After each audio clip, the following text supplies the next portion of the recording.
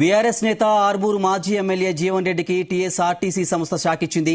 గత కొంతకాలంగా Jeevan Reddy shopping mall and multiplex భవనానికి సంబంధించి వివాదం కొనసాగుతోంది. ఈ క్రమంలో హైకోర్టు ఉత్తర్వుల మేరకు భవనాన్ని టీఎస్ఆర్టీసీ సంస్థ స్వాధీనం చేసుకుంది. ఈ మేరకు టీఎస్ఆర్టీసీ ఎండీ సజ్జనా ట్వీట్ చేశారు.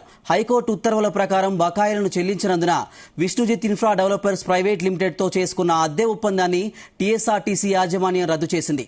నిజామాబాద్ జిల్లా ఆర్మూర్ బస్ స్టేషన్ సమీపంలోని ఆర్టీసీ స్థలంలో Jeevan Reddy mall and multiplex భవనాన్ని గురువారం సాయంత్రం స్వాధీనం చేసుకుంది TSRTC.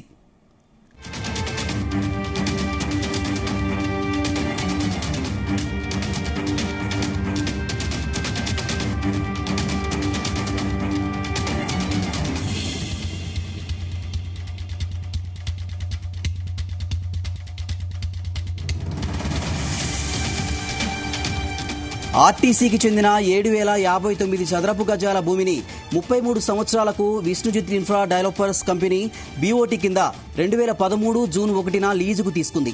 2017లో Vishnujit infra developers private limited కంపెనీని మాజీ ఎమ్మెల్యే జీవన్ రెడ్డి సతీమణి రజితారెడ్డి టేక్ ఓవర్ చేసుకున్నారు.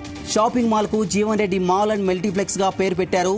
థర్డ్ పార్టీలకు అందులోని స్టాళ్లను లీజుకిచ్చారు. అయితే ఒప్పందం ప్రకారం ఆ కంపెనీ సకాలంలో అద్దె చెల్లించలేదు.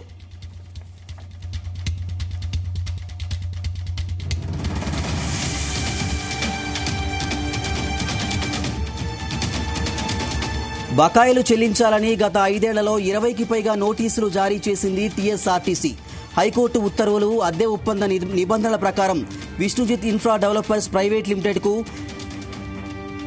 టెర్మినేషన్ ఆర్డర్ కూడా ఇచ్చింది. భవనాన్ని స్వాధీనం చేసుకుంది టీఎస్ఆర్టీసీ.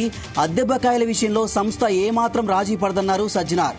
టీఎస్ఆర్టీసీ ప్రజల సంస్థ అన్నారు. నిబంధనల మేరకే బకాయిలు వసూలు చేస్తున్నామంటూ ట్వీట్లో రాసుకొచ్చారు సజ్జనార్.